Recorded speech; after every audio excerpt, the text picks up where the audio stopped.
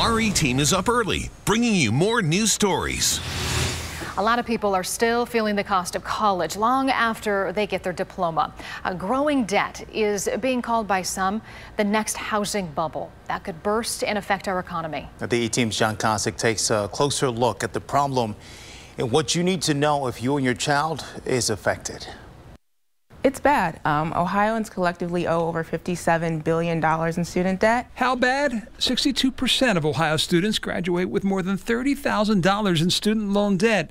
Victoria Jackson works with Policy Matters Ohio, a group that wants to make college more affordable. She says a big reason for the boom in student loan debt is cuts in state funding, a change from how it used to be. In the past, policymakers, state governments spent more money funding public college universities, and Pell Grants and other need-based aid covered a larger portion of college costs. With no changes in state funding expected, you may ask, is a college degree really worth the potential hardships associated with student loans?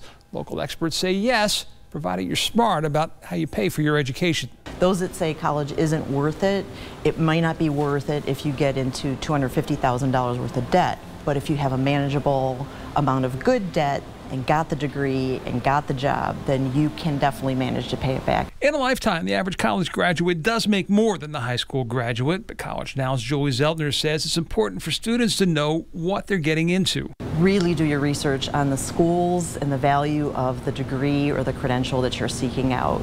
What kind of money can you make? As for financing college, Zeltner says exhaust all your federal loan options before taking out private loans. They have certain protections, being that if you have financial hardship, you can defer payment during that time or forbear them, when a lot of other private or bank loans don't offer those protections. For the E-Team, I'm John Kosick. An estimated 20% of borrowers are currently behind on repayments. And here in the U.S., student loan debt surpasses the national credit card debt by more than $640 billion.